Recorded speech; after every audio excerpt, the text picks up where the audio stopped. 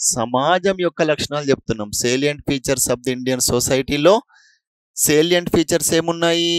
ఈ విభిన్నమైన కులాలు, మతాలు, కుటుంబాలు, బంధుత్వాలు అన్నీ ఉన్నప్పటికీ భారతదేశం ఒకే దేశం, ఒకే అఖండ భారతదేశం, ఒక సబ్ కాంటినెంట్ లాంటి లక్షణాలు కలిగి ఉండి విభిన్న భౌగోళిక వైవిధ్యము మరియు చారిత్రకంగా చూసినా, రాజకీయ వ్యవస్థలు చూసినా డిఫరెంట్ ఉన్నా కానీ అందరం కలిసి ఈ రాష్ట్రాలన్నీ కలిసి కూడా మళ్ళీ ఒక సమాఖ్య వ్యవస్థలాగా కలిసి ఉన్నాయి. కాబట్టి ఇదంతా కలిపి మళ్ళీ ఒకే భారతదేశం అని చెప్పేసి భిన్నత్వంలో ఏకత్వం.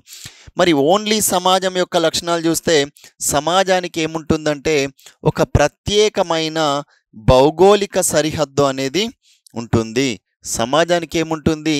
ఒక ప్రత్యేకమైన భౌగోళిక సరిహద్దు అనేది ఉంటుంది. సొసైటీకి ఏముంటుంది? ప్రత్యేకమైన భౌగోళిక సరిహద్దు అనేది సమాజానికి ఉంటుంది.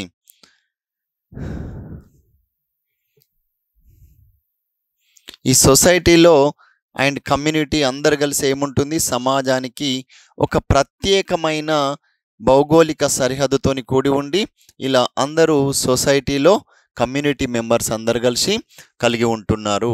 ఈ కమ్యూనిటీకి ప్రతి కమ్యూనిటీకి ఒక ప్రత్యేకమైన జాగ్రఫికల్ బౌండరీ లేదా ఏరియా అనేది ఉంది. ప్రతి సమాజానికి ఏముంది? ఒక భౌగోళిక సరిహద్దు ఉంది.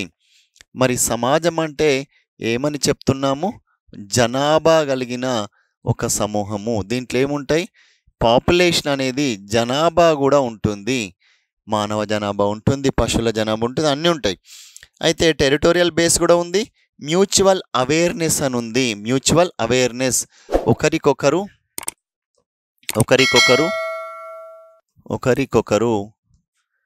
సోదర భావముతోని మరియు సహచరత్వంతోని ఉంటున్న ఒక సమాజం యొక్క సమూహం అనేది ఉంటుంది. మరియు షేర్డ్ కల్చర్, సంస్కృతిని అందరూ పంచుకుంటారు. ఒక సంస్కృతి అనేది ఉంటుంది.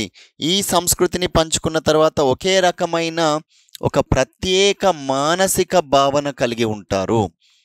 ఇది మనకు ట్రైబల్ సొసైటీ దాంట్లో ఎక్స్పెక్టెడ్ క్వశ్చన్. చూడ్డానికి ఒక చిన్న లైన్ కానీ ప్రత్యేక మానసిక భావనలు కలిగి ఉన్నారు కూడా. ఇప్పుడు మీరు ఈ అశోక్ నగర్ అనే ఏరియాలో పోటీ పరీక్షలు ప్రిపేర్ అయ్యే వాళ్ళ ఒక ప్రత్యేక మానసిక భావన. అగ్రేరియన్ సొసైటీలో వ్యవసాయ రంగంలో ఉన్న వాళ్ళు ఒక రకమైన భావన కలిగి ఉంటారు. గిరిజనుల యొక్క మానసిక భావన అనేది డిఫరెంట్. ఎందుకు? వారి యొక్క సంస్కృతి, వారి యొక్క లక్షణాలు, వారి యొక్క పండుగలు, వారి అన్నీ ఒక రకంగా. ఇస్లాం సంప్రదాయాన్ని పాటిస్తున్న వారి యొక్క లక్షణాలన్నీ కూడా డిఫరెంట్గా ఉంటాయి. ఓకే, అవునా కాదా? ఉంటాయి. అవునా? ఉంటాయి కదా. అందరిది కామన్గా ఉంటే మరి డిఫరెన్స్ అనేది ఎలా కనిపిస్తుండే? మనము యూనిటీ ఇన్ డైవర్సిటీ అని కూడా అనకపోయే వాళ్ళం. ఓకే, నెక్స్ట్ అంతేకాకుండా మరి ఇంకేముంటుంది? విభిన్న భౌగోళిక పరిస్థితులు ఉన్నప్పటికీ ఒకే సమూహంలాగా ఇక్కడ మనము ఒకే సమాజంలాగా కనిపిస్తున్నది. మళ్ళీ దాని గురించి చెప్తాం, భౌగోళిక వైవిధ్యంలో చెప్తాము. అయితే ఇంకేముంటుంది? సమాజానికి ఒక ప్రత్యేక సంస్కృతి ఉంది. ఒకే సమాజంలో ఉన్న వారి యొక్క ఒక ప్రత్యేక మానసికమైన వృత్తి ఉంటుంది. ఒకరికొకరు సోదర భావం కలిగి ఉంటారు. మరియు ఒక జనాభాను కలిగి ఉంటారు. మరియు ఇంకేముంటారు? ఒక భౌగోళిక పరిస్థితులు అనేటివి కూడా భౌగోళిక సరిహద్దుతో పాటు భౌగోళిక పరిస్థితులన్నీ కామన్గా ఉంటాయి. పరిస్థితులు ఆ ప్రత్యేక సమాజానికి, ఆ ప్రత్యేక సమాజంలో భౌగోళిక పరిస్థితులు అనేటివి ఒకే రకంగా ఉంటాయి. అంటే ఓన్లీ ఒక పర్టికులర్ గ్రూప్ పరంగా మాట్లాడితే. కానీ భారతదేశంలో డిఫరెంట్ భౌగోళిక ఓవరాల్గా మాట్లాడితే, దేశం పరంగా మాట్లాడితే. మరియు ఇక్కడ ఒకే రకమైన జాతితో కూడిన ఒకే రకమైన జాతి యొక్క సమూహము ఒక ప్రత్యేక దేనిలో ఉంటుంది? ఒక ప్రత్యేకమైన సమూహముగా ఉంటుంది. ఒక ప్రత్యేక సమూహం యొక్క సమాజాన్ని మనం చూసినట్లయితే ఒకే రకమైన జాతి వారు కనిపిస్తారు, ఒకే రకమైన జాతి వారు. మరి ఈ సంస్కృతిలో ఇంకేం కనిపిస్తారు?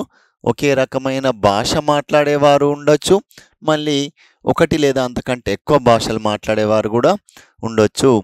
ఇక్కడ వీరి ఆచారాలు, వ్యవహారాలు, పండుగలు అన్నీ కూడా దాదాపు కామన్గా షేర్డ్ కల్చర్ అంటాం కదా. షేర్డ్ అంటే ఉమ్మడిగా పంచుకొని ఉంటారు, ఉమ్మడిగా ఒకే రకమైన ఆచార వ్యవహారాలను, పండుగలను నిర్వహించుకుంటూ ఒకే రకమైన సమూహంలో నివసించి ఉన్న ఒక ప్రత్యేక సమాజం అనేది ఉంటుంది.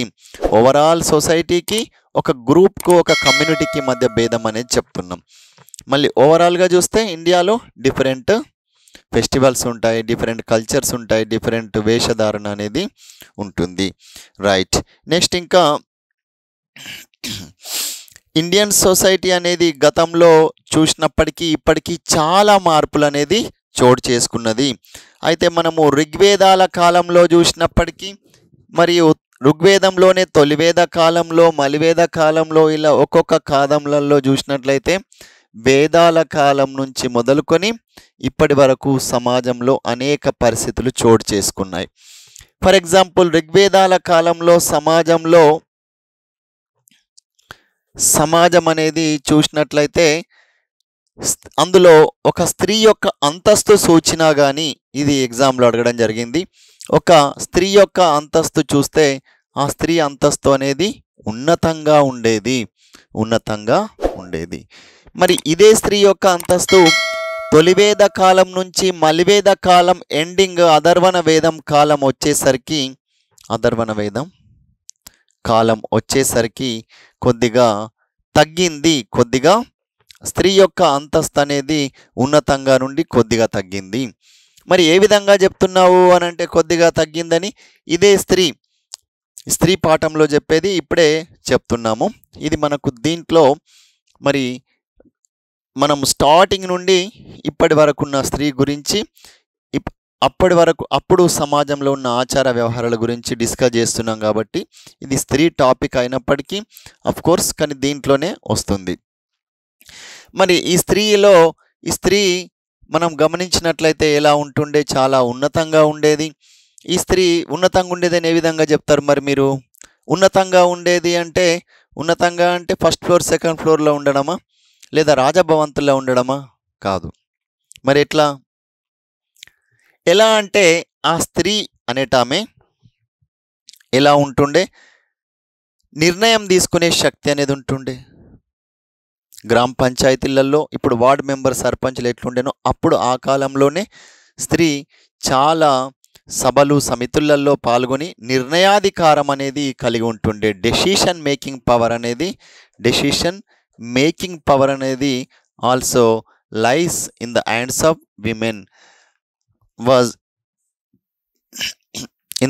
ఆఫ్ విమెన్, స్త్రీ యొక్క చేతిలో ఉండేదని చెప్పవచ్చు. మళ్ళీ ఆ కాలంలో ఇంత పరదా పద్ధతి కావచ్చు, బాల్య వివాహాలు, శిశు హత్యలు ఇలాంటివి ఏమీ లేకుండే.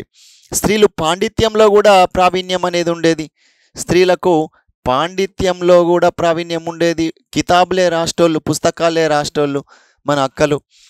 అట్లాంటిది ఎగ్జాంపుల్ చూసినట్లయితే మైత్రేయి, గార్గి ఇలాంటి మహిళలు ఎందరో, మైత్రేయి, గార్గి, లోపాముద్ర, విసావర, ఈ విధంగా అనేక మంది స్త్రీలు ఉన్నారన్నమాట. వీళ్ళు దేంట్లో పాండిత్యంలో కూడా ప్రావీణ్యం కలిగి ఉండేవారు. మెల్లిమెల్లిగా మరి అధర్వణ వేదాల కాలంలో వచ్చిన తర్వాత కొద్దిగా స్త్రీలని చిన్న చూపు చూడడం కావచ్చు, కొద్దిగా స్లైట్లీ. మళ్ళీ తర్వాత కొందరు ఏమన్నారంటే ఈ వర్ణ వ్యవస్థలో మార్పులు వచ్చినాయి. స్టార్టింగ్ వర్ణ వ్యవస్థలో అయితే చాలా బెస్ట్ ఉండేది వర్ణ వ్యవస్థ అనేది, సామాజిక గమనశీలత ఉండేది. మనకు వర్ణ వ్యవస్థ ఇంకా స్టార్ట్ చేయలేము, మీకు ఇప్పుడే సామాజిక గమనశీలత అంటే అర్థం కూడా కాదు, చెప్తాను మళ్ళీ. ఈ అధర్వణ వేద కాలంలో వచ్చేసరికి స్త్రీ యొక్క అంతస్తు కొద్దిగా తగ్గిందని ఏ విధంగా చెప్పచ్చు అంటే, స్త్రీలకు కొన్ని రకాలైన రెస్ట్రిక్షన్స్ అనేటివి వచ్చినాయి. కొన్ని ఆచార వ్యవహారాలలో పురుషులే ఉండాలి. మరి దీనికి కారణం ఏంటి? ఈ మెల్లిమెల్లిగా ఈ పితృస్వామిక వ్యవస్థ రావడం వల్ల ప్యాట్రియార్కియల్ సొసైటీస్ అనేటివి ఈ స్త్రీ యొక్క అంతస్తును తగ్గించినాయి. ఇది చాలా ఇంపార్టెంట్. స్త్రీ యొక్క అంతస్తు తగ్గడానికి గల కారణం ఏంటి? పితృస్వామిక వ్యవస్థ. అంతే, సింపుల్. ఇంపార్టెంట్ అంటే అమ్మో ఏంటో ఇది చాలా ఇంపార్టెంట్ అట అని చెప్పేసి అదొక భయం ఉంటుంది. అట్లా ఎలాంటి భయం పెట్టుకోవద్దు. పితృస్వామిక వ్యవస్థ అంటే ఏంది? పురుషులే ఆధిపత్యంగా ఉండడము, పురుషుల చేతిలోనే అధికారాలు ఉండడము, పురుషులే ఇంటి పెద్దగా ఉండి కర్తగా ఉండడము, పురుషుల చేతిలోనే ఆర్థిక రాజకీయ అన్ని రకాల ఆధిపత్యం అనేది ఉండి స్త్రీలను వీరు చెప్పినట్లుగా నడుచుకోనాలి అన్నట్లుగా కూడా వ్యవహరించే సమాజాలు అనేటివి ఇప్పటికీ కూడా మనము చూస్తున్నాం. భారతదేశం అంటేనే పితృస్వామిక సమాజం. ఒక డిస్ట్రిక్ట్ కలెక్టర్ అయినా, ఒక ఐపీఎస్ అయినా కానీ అప్పుడప్పుడైనా సరే నాకు తెలిసి సంవత్సరంలో 1 నుంచి 10 సార్లు అయినా కానీ తెలిసి తెలియక ఏదో ఒక భర్త వైపు బంధువుల నుంచి ఒక సూటిపోటి మాటల వల్లనో ఏదో ఒక రకంగా మానసికంగా బాధించబడుతున్నదని చెప్పి చెప్పుకోవచ్చు.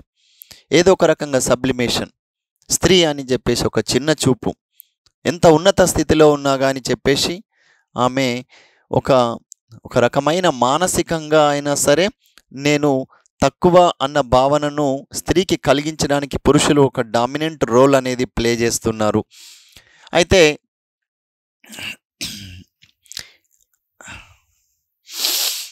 ఋగ్వేదాల కాలంలో ఇలా అయింది. మరి మలివేద కాలం తర్వాత మధ్యయుగాల కాలం వచ్చిందనుకోండి. మధ్యయుగాల్లో చూసినట్లయితే మనము ఈ మధ్యయుగాలలో చూస్తే ఏ విధంగా ఉండేది అంటే ఈ యొక్క స్త్రీ యొక్క అంతస్తు సమాజంలో ఎలాంటి మార్పులు చోటు చేసుకున్నాయని చెప్పేసి మనం చెప్తున్నాం నాన్న. మధ్యయుగాల కాలంలో మనం స్త్రీ ఎలాంటి మార్పులు చోటు చేసుకున్నా అంటే చాలా ఇక పరదా పద్ధతి కావచ్చు, తర్వాత సతీ సాగమనం కావచ్చు, సతీ సాగమనం తర్వాత వచ్చేసి ఏంది బాల్య వివాహాలు, వరకట్నపు చావులు, వరకట్నాలు ఇలా స్త్రీ అంటేనే గృహ సంబంధమైన పనులు మాత్రమే చేయాలి, బయట పనులకు వెళ్ళకూడదు, గృహ సంబంధ పనులు మాత్రమే. మరియు కర్మకాండల విషయంలో కూడా పురుషుడితో సమానంగా స్త్రీ లేదు. మళ్ళీ స్త్రీ లేకపోతే పురుషుడు ఒక పుణ్యం పని చేయాలంటే మాత్రం చేయట్లేరు. ఒక పుణ్య పని అంటే ఏదైనా సత్యనారాయణ వ్రతంలో ఇద్దరు కూర్చోవాలన్నా కానీ ఆ భర్త బతికి ఉండాలి, లేదా భర్త చనిపోతే స్త్రీని ఇలా ఉంచడం లేదు. మరి భర్త లేకపోతే స్త్రీ లేదు, స్త్రీ లేకపోతే అక్కడ పూజ కూడా ఈ పురుషుడు పనికిరాడు అని చెప్పేసి అంటున్నారు ఈ కాలంలో. అంటే స్త్రీకి ఉన్నత అంతస్తే ఉంది.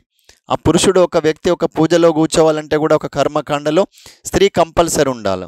లేదంటే ఇంకా వేరే జంటను పిలుస్తున్నారు ఏదైనా ఒక పూజలో, హోమంలో, వ్రతము, ఇంకేదో విషయంలో. దీని మీద కూడా బయట చాలా వీడియోస్ వస్తున్నాయి. స్త్రీ పురుషుల మధ్య అలా ఉంటే మరి ఒక ఉన్నత స్థానంలో ఉన్న వ్యక్తి సమాజంలో ఒకరోజు అడిగారన్నమాట డిబేట్లలో. ఏమడిగారంటే స్త్రీలు పురుషుల కోసం నా భర్త బతికి ఉండాలని వ్రతం చేసినట్టు పురుషులు కూడా స్త్రీ కోసం ఎందుకు వ్రతం చేయకూడదు? అప్పుడే స్త్రీ పురుష సమానత్వం వచ్చినట్టు కదా అని చెప్పేసి ఇలా డౌట్ అడిగారు. అది దానికి ఆన్సర్ మళ్ళీ మీరే చెప్పండి. అయితే పురుషులు కూడా వ్రతాలు చేస్తే బాగుంటుంది. ఎందుకంటే స్త్రీ లేనిది మళ్ళీ పురుషులు లేడు. స్త్రీ ఒంటరిగానైనా బతకగలుగుతామని పురుషుడు స్త్రీ లేకపోతే ఒక సర్టెన్ ఏజ్లో, వృద్ధాప్యంలో, మరి అందుకేనేమో స్త్రీ పురుషుల మధ్య వివాహ వయస్సు కొద్దిగా డిఫరెన్స్ అనేది ఎక్కువనే ఉంటుంది. పురుషులు తొందరగా చనిపోతున్నారు. కారణం స్త్రీలు కాదు, వారి యొక్క ఏజే. స్త్రీలు కాదు, వారి యొక్క ఏజ్ కావచ్చు, ఏజ్ ఫ్యాక్టర్ వల్ల కావచ్చు. అయితే ఇలాంటి వ్యత్యాసాలు కనిపిస్తున్నాయి. అయితే రైట్, ఇది మధ్యయుగాలలో అయిన తర్వాత ఆధునిక భారతదేశంలో చూసినట్లయితే ఈ వలస పాలన తర్వాత ఆధునిక భారతదేశంలో ముఖ్యంగా ఈ భారతంలో ఎవరు బ్రిటిష్ వారి వలస పాలన తర్వాత అనేక మార్పులు అనేటివి చోటు చేసుకున్నాయి. ఏ మార్పులు చోటు చేసుకున్నాయంటే ముఖ్యంగా ఎడ్యుకేషన్ అనే సిస్టమ్ అనేది రావడం వల్ల, ఈ విద్య అనేది తెలుసుకోవడం వల్ల, అది కూడా ఇంగ్లీష్ అనేది కూడా విద్యా మాధ్యమం బోధనలో రావడం వల్ల ఏమైందంటే ఈ ఆంగ్ల భాష అనేది మరి ఫారెన్ కంట్రీస్లో వెస్టర్న్ కల్చర్లో స్త్రీ ఎట్లా ఉంది, పురుషుడు ఎట్లా ఉందో, అక్కడ ఎడ్యుకేషన్ ఎట్లా ఉంది, అక్కడ కల్చర్ ఎలా ఉంది, ఇవన్నిటిని మనం తెలుసుకొని ఇక్కడ ఎందుకు మన స్త్రీ ఇలా ఉంది అని చెప్పేసి చాలామంది పురుషులే మళ్ళీ స్త్రీ పురుష సమానత్వం కోసం ప్రయత్నం చేసిందని చెప్పవచ్చు. దీన్నే హీ ఫర్ షీ అనొచ్చు. హీ ఫర్ షీ, పురుషుడే స్త్రీ కోసం ఇలాంటి ఉద్యమాలు కూడా చేసిండ్రు. మరియు నూతన చట్టాలు రావడానికి రాజా రామ్మోహన్ రాయ్ లాంటి వాళ్ళు, ఇంకెవరు, William Bentinck governor general, Dalhousie, Ishwar Chandra Vidyasagar, ఇలాంటి వాళ్ళందరూ మళ్ళీ స్త్రీ యొక్క అంతస్తును ఉన్నతంగా పెంచడానికి కోసం ఏం చేసిండ్రు, ఈ వితంతు పునర్వివాహ చట్టాలు, తర్వాత ఏంటి సతీ సాగమన నిషేధ చట్టము, ఇలాంటివన్నీ తీసుకొచ్చారు కదా, అవునా కాదా, తీసుకొచ్చారు. మరి హీ ఫర్ షీ అంటే కరెక్టేనా అంటే కరెక్టే అనొచ్చు. హీ ఫర్ షీ, పురుషుడు ఎప్పుడు స్త్రీ కోసమే, షీ ఫర్ హీ కూడా. స్త్రీ అయితే బ్లైండ్లీగా పురుషుణ్ణి గుడ్డిగా నీ కోసమే నా జీవితం అంటది. ఇతను బ్లైండ్లీగా కాకపోయినా కానీ ఓపెన్గా అయినా కానీ పురుషుడు స్త్రీ కోసమే ఉంటున్నారు కూడా. అయితే అంటే వారి జీవితంలో, ఆర్థిక వ్యవస్థలో అన్నిట్లో కూడా స్త్రీకి తోడ్పాటును అందిస్తున్నారు, స్త్రీలు కూడా పురుషులకు తోడ్పాటును అందిస్తున్నారు. పాజిటివ్గా తీసుకోండి, ఉంటున్నారు అంటే. అయితే హిందూ ముస్లిం కల్చర్కి సంబంధించి అందరి లోపల భేదభావాలు తొలగించడానికి కోసం ఇంకేమొచ్చినాయి, సూఫీలు, ఈ కబీర్ యొక్క దోహాలు, ఇట్లాంటి అన్నీ కూడా మన భారతదేశంలో మళ్ళీ మార్పులు రావడానికి కారణం ఏంటంటే కబీర్ లాంటి వాళ్ళు రాసిన దోహాలు కావచ్చు. తర్వాత ఈ సూఫీలు ఎవరైతే వచ్చి భారతదేశంలో మత సమానత్వము, హిందూ ముస్లింలు అందరము ఒకటే అన్న ఒక భావన తీసుకురావడం జరిగింది. తర్వాత ఇలాంటివి మన భారతీయ సమాజంలో మార్పులు అనేటివి ఒక్కొక్క రకంగా చోటు చేసుకున్నాయి. ఆ తర్వాత చోటు చేసుకున్న దానికి కారణాలలో ఏబిసిడీలలో అడిగితే ఈ western education, western colonial rule, and third one వచ్చేసి ఈ మోడర్నైజేషన్, ఆధునీకరణ, వెస్టర్నైజేషన్, పాశ్చాత్యీకరణ అని చెప్పేసి. మరి ఈ గ్లోబలైజేషన్ ద్వారా కూడా ఉద్యోగాలు చేయడానికి, ఇండస్ట్రియలైజేషన్ ద్వారా కూడా బయటకు వచ్చి, గ్లోబలైజేషన్ ద్వారా కూడా ఎక్కువగా ఇప్పుడు మనం స్త్రీలు కూడా ఫారిన్ కంట్రీస్లో వెళ్ళి చదువుకొని వచ్చిన తర్వాత ఆమెకు ఇండిపెండెన్స్, ఎకనామిక్ ఇండిపెండెన్స్, తర్వాత సోషల్ ఇండిపెండెన్స్, పొలిటికల్గా కూడా డామినెంట్ రోల్ ప్లే చేస్తున్న స్త్రీ ఇప్పుడు పురుషులతో సమానంగా రాగలుగుతుంది, వచ్చింది అని కూడా చెప్పవచ్చు. ఇప్పుడు తెలంగాణ, ఆంధ్రప్రదేశ్లో చూసినట్లయితే రజనీ గారు, సుచరిత గారు, రోజా గారు ఇట్లాంటి వాళ్ళు మంచి మంత్రిత్వ శాఖలలో రోల్స్లో కూడా ప్లే చేసిన మహిళలు ఇందులో 2-3 ఉన్నారు. ఇక్కడ సీతక్క లాంటి వారు తెలంగాణలో, మరియు కేంద్ర ప్రభుత్వంలో నిర్మలా సీతారామన్ ఎన్నిసార్లు బడ్జెట్ ప్రవేశపెట్టిన చాలాసార్లు ఆమె ఎకనామిక్స్లో కూడా, ఫైనాన్సింగ్లో, బడ్జెటింగ్లో కూడా చాలా మంచి ప్రావీణ్యం పొందిన మహిళ అని చెప్పవచ్చు. గతంలో ఎక్కువగా అడుగుతుండే ఎగ్జామ్లో ఐసిఐసిఐకి హెడ్ ఉండే ఒక ఆమె, maybe Kiran Majumdar something name ఉంటుండే, ఆమె చందా కొచ్చర్ లాంటి వాళ్ళు, చందా కొచ్చర్, మళ్ళీ మన ఐపీఎస్ లేడీ వచ్చేసి కిరణ్ బేడి. సో ఇలాంటి వాళ్ళందరూ, పిటి ఉషా లాంటి వారు గతంలో ఒక 1, 2, 4, 5 మెంబర్సే ఉండే. మొన్న మళ్ళీ మహిళల పాఠంలో మనం చెప్తాం, ఈ 75వ గణతంత్ర దినోత్సవ వేడుకల్లో అయితే విమెన్ కంటింజెంట్, అందులో ఇండియన్ ఆర్మీ, నేవీ, ఎయిర్ ఫోర్స్లో ఫస్ట్ మహిళ ఎవరు అని చెప్పేసి, దాంట్లో స్క్వాడ్రన్ లీడర్గా కూడా ఎదిగిన మహిళలు, గ్రూప్ కమాండర్గా ఎదిగి మొత్తానికి ఒక కంటింజెంట్ని నడిపిస్తున్న మహిళలు, ఒక కంటింజెంట్లో అయితే వాళ్ళే నడిపించారు, విమెన్ కంటింజెంట్. మొత్తం ఒక బృందాన్ని నడిపించి ముందుకు తీసుకొస్తే వాళ్ళు అన్ని రంగాలలో నాయకత్వం వహిస్తున్న మహిళలు కూడా ఉన్నారు. ఈ విధంగా మార్పులు అనేటివి భారతీయ సమాజంలో మహిళల పాయింట్ ఆఫ్ వ్యూలో చెప్పినాం. నెక్స్ట్ ఇంకే పాయింట్ ఆఫ్ వ్యూలో చెప్తామంటే భారతీయ సమాజంని భిన్నత్వంలో ఏకత్వం గురించి చెప్పేటప్పుడు మనం ఇంకొక పాయింట్ ఆఫ్ వ్యూలో చెప్దాం. చెప్పే ముందు ఇంకా దీనికి సంబంధించి ప్రశ్నలు ఏ విధంగా అడగవచ్చు అని చెప్పేసి చూసినట్లయితే ఇంతవరకు అయిన దాని మీద ప్రశ్నలు కొన్ని చూసినట్లయితే ఎలా అడగొచ్చు, భారతీయ సమాజంలో మీకు వర్ణ వ్యవస్థ చెప్పిన తర్వాత కొన్ని క్వశ్చన్స్ డిస్కస్ చేస్తాను. ఇంతవరకు అయిన దాని మీదలో ఇప్పుడు రచనలు, జిఎస్ గారి యొక్క రచనలు, ఎంఎన్ శ్రీనివాస్ గారి రచనలు, తర్వాత ఈ దూబే గారి రచనలు, ఆగస్ట్ కామ్టే ఉంటే ఆయన యొక్క రచనలు జతపరచండి అని ఒక క్వశ్చన్ రావచ్చు. ఓకే, జతపరచుము అయిన తర్వాత భారతీయ సమాజం యొక్క లక్షణంలో కానిది ఏది ఇంతవరకు చెప్పినాం. తర్వాత సమాజానికి మూలమెవరు, సమాజంలో ఉన్న సామాజిక సంస్థలను గుర్తించండి అని చెప్పేసి అడగవచ్చు. నెక్స్ట్ ఇంకోటి ఎలా అడగవచ్చు, సమాజం యొక్క సామాజిక సంస్థలు అయిన తర్వాత సంస్కృతి అనగానేమి, సంస్కృతి అంటే ఇవి బేసిక్ కాన్సెప్ట్ నుంచి అడుగుతారు. తర్వాత భారతదేశంలో భిన్నత్వంలో ఏకత్వానికి ఉదాహరణ అంటే ఏమిటి. ఇప్పుడు మనం ఓన్లీ ఒకటే పాయింట్ ఆఫ్ వ్యూలో చెప్పినాం, ఇంకా డిఫరెంట్ భిన్నత్వాల గురించి చెప్తాము. ఇంకా సొసైటీస్ అనే వర్డ్ ఏ విధంగా వచ్చింది అని చెప్పేసి, మరి అది ఏ భాషా పదము, ఇలాంటివి కూడా అడగవచ్చు. నెక్స్ట్ వచ్చేసి ఇందాక డిస్కస్ చేసుకున్న పాయింట్స్లలో ఈ నిర్వచనాలు, ఇప్పుడు పీటర్ ఎల్బర్గ్ ఏమన్నాడు, మెకైవర్ ఏమన్నాడు అని చెప్పేసి నిర్వచనాలు కూడా ఇంతవరకు ఒక 3-4 మాత్రం ఇచ్చినాం, అంతే సరిపోతుంది.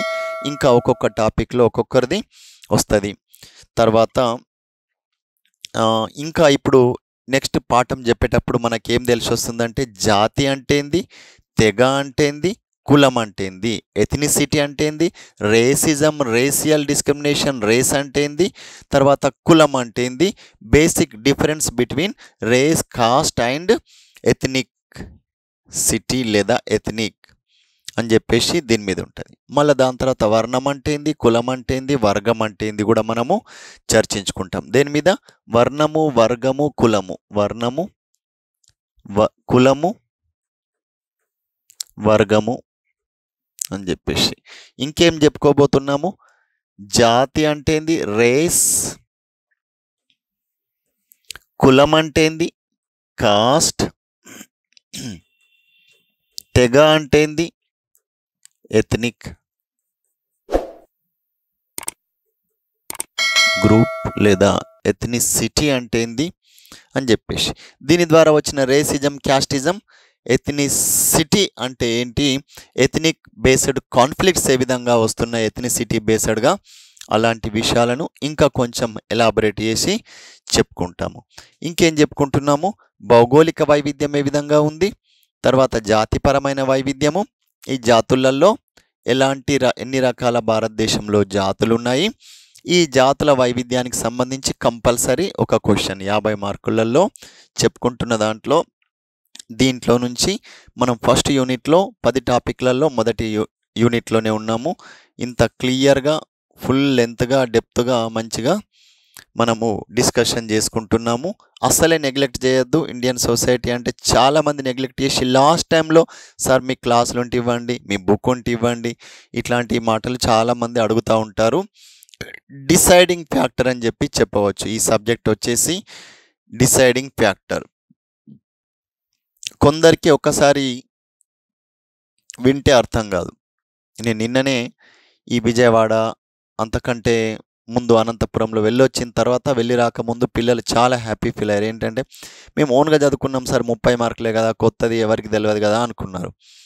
వాళ్ళు మోడల్ టెస్ట్లో రాసిన కొద్దీ మన క్లాస్ వినకంటే ముందు విన్న తర్వాత ఫుల్ హ్యాపీ ఫీల్ అయ్యిందంటే నాకు కూడా చాలా ఉత్సాహంతో ఇంకా మంచి చెప్పాలి అన్న ఒక ఫీలింగ్ వచ్చింది. అఫ్కోర్స్ 100% బెస్ట్ ఇస్తాము. చెప్పి ఇదే సబ్జెక్టు బోర్గా చెప్పకుండా మీరు చెప్పినవి వస్తున్నాయి సార్ అంటే అదొక తెలియని ఆనందం, ఉత్సాహంతో ఇంకా మంచిగా చెప్పడం అనేది జరిగింది. రైట్. ఇంకా ఎలాంటి అడగవచ్చు అంటే సమాజం యొక్క లక్షణాల గురించి కూడా అడగవచ్చు. ఇంకా స్టార్టింగ్ చెప్పినట్టు సమాజం అనేది శాశ్వతమైనదా స్వతంత్రమైనదా అంటే ఎస్, సమాజం అనేది శాశ్వతమైనది మరియు స్వతంత్రమైనది అని చెప్పవచ్చు. మరి భిన్నత్వంలో ఏకత్వం కలిగి ఉన్న సమాజాన్ని గుర్తించనంటే భారతదేశం అని చెప్పవచ్చు. మరి ఇంకా డిఫరెంట్ డైవర్సిటీస్ గురించి మనం డిస్కస్ చేసుకుందాం.